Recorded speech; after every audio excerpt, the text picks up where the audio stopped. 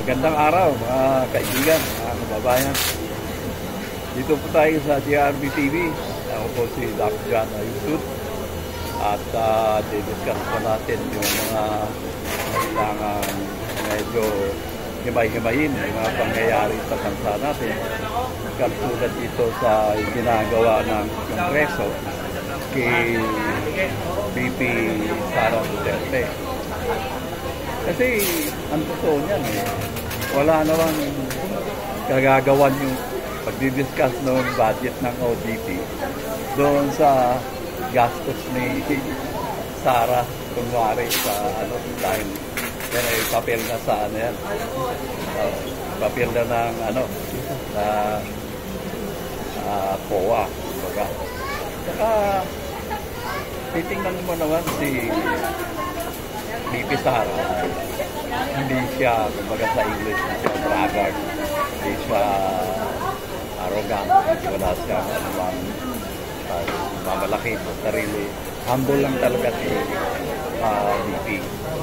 Kaya itong mga congressman natin, medyo yung mayabang, itong mga senador natin talagang malaki ang ulo, akala nila kung sino na sila.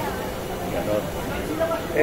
Sa tingin ko, ang taong bayan nakakapaghatol na naman paano nila titimbangin yung mga nangyayari sa kasalukuyan.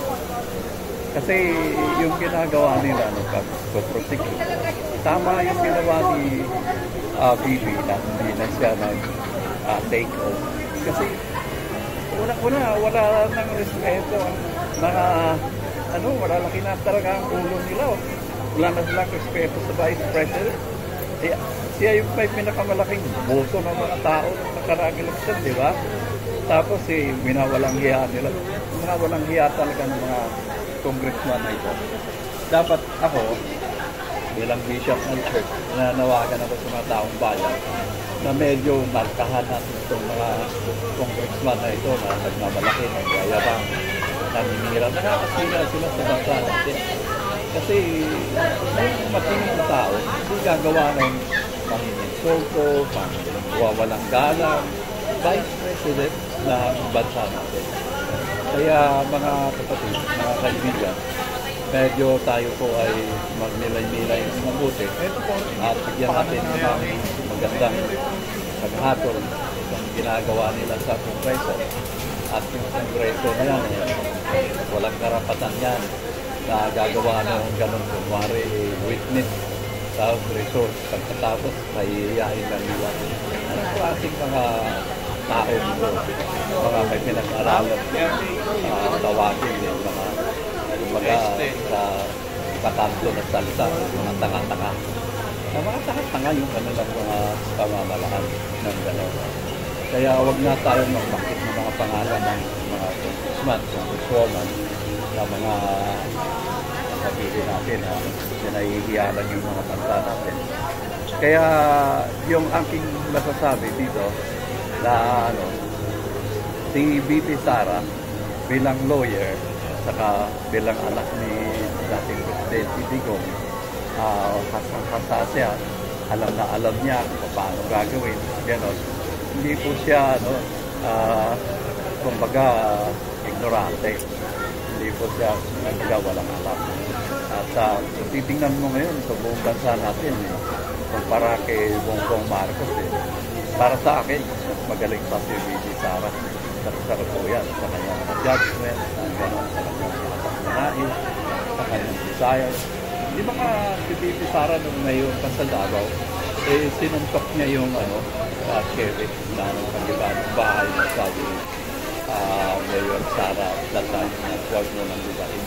Konsultahin mo na sa pag-iba na nagamit si VP Sara. Yun lang yung galit niya hindi na kanyang damdamin sa pag-iisip dun sa mga underprivileged, sa mga nahihirapan sa buhay ng gano'n. Kaya sa aking tingin, ang buong bansa ngayon dapat tumingin kay VP Sara.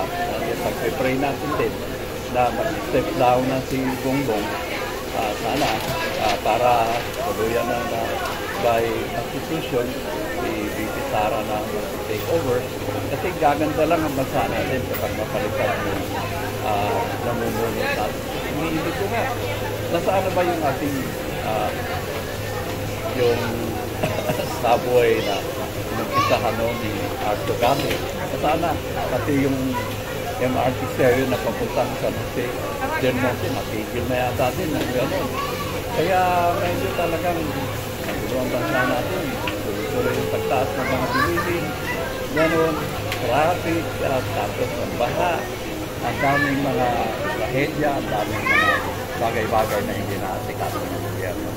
Kaya ako, bilang pastor, bilang obispo, nag-pray talaga ako na sana napalitan na ang presidente natin at si BP Sara na mag-take over.